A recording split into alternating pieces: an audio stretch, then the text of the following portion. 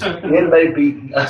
So it's 1.1 ton. So when we think about what's if you go 3.5 divided by 3, Cash, what is that? 3.5 divided by Divided by 3.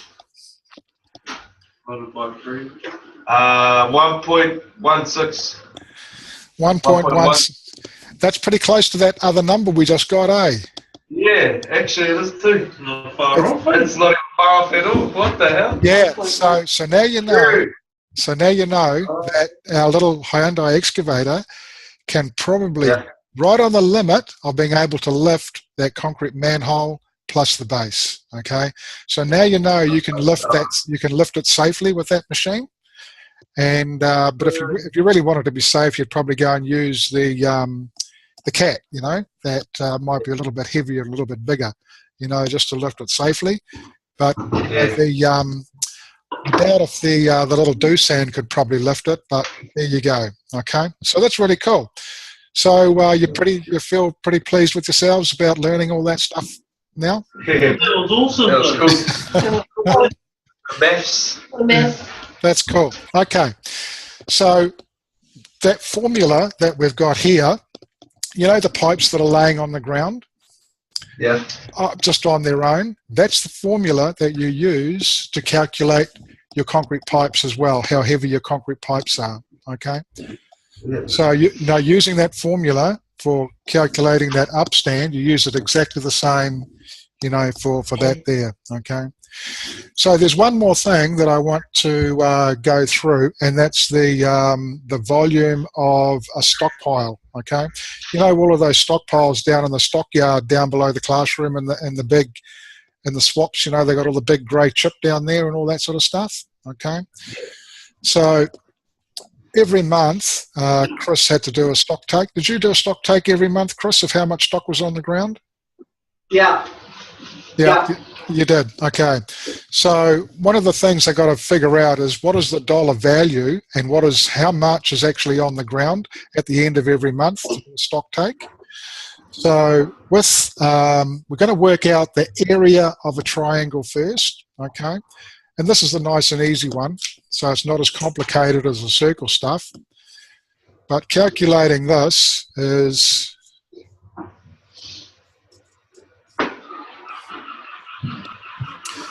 so just write this calculation here. It's half the base times the height. So you put 1/2 and the letter B, and then multiply by H equals square area. Okay?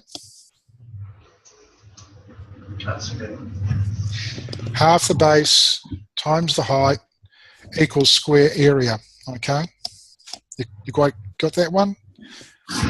Half the base times the height equals your square area.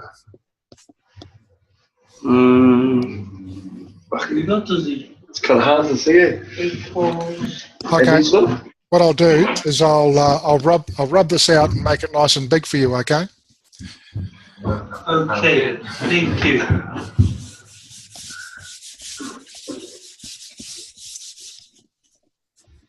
You got a whiteboard at home, Jerry? What's that? You got a whiteboard at home? He's got a whole wall. I got a whole wall with my whiteboard. Yeah, I put.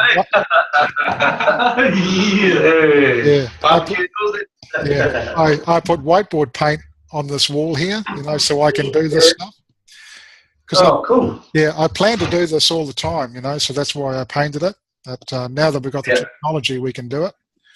So what I'll do is I'll just rub this out a little bit more, just so we've got a bit of space to write.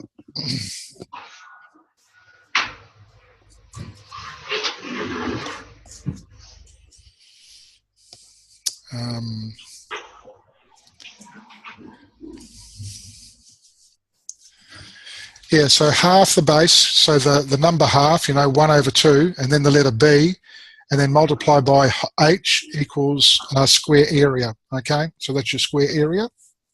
Okay, half, then a B. Yeah, half, then a B, and then multiply by H. Yeah. Yeah. Equals your square area. Okay.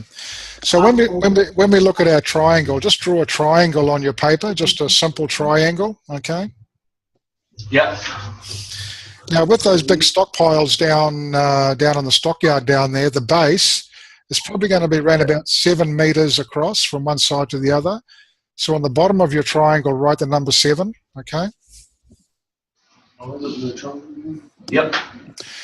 And when we look, the height, if you were to estimate the height of just a single stockpile, how high do you reckon it would be? Around about 3-4 meters or something like that? Yeah, 3. Around About 3 meters. about 3 meters. Okay, so let's put the number 3 at the top. So 3 meters from the bottom of the stockpile to the top, and our base is 7 meters across. Okay.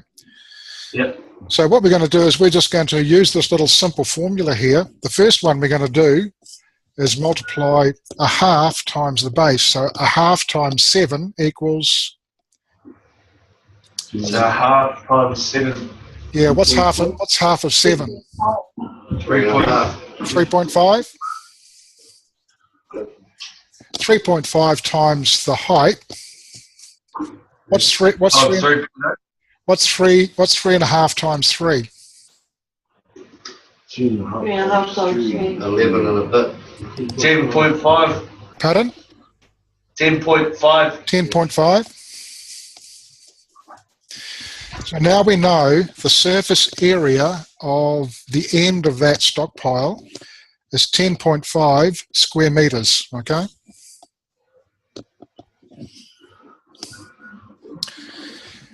If you were to think of those stockpiles down there, how long are they? How long's the house on? It's 20 meters by About 20 meters? Yep. That's About good. 20. about 20. Yep, about 20 meters, Jess, that's good. So all we have to do now is go 10.5 times 20. It's about 200. 0.5 times 20. It's Yeah, about 200. 210. 210. 210. 210. 210. So what you've got there is 210 cubic meters, okay, in that stockpile. So now just doing that simple formula, you've actually worked out how many cubic meters is sitting in that stockpile, okay? And you can do the same for every stockpile that you would see in the yard, or you could get a tape measure and do it pretty accurately, or something like that. Yeah. But just at a glance, you'll be able to work out, the cubic volume of a stockpile Yep. in the stockyard. Okay, so that's cool. Me.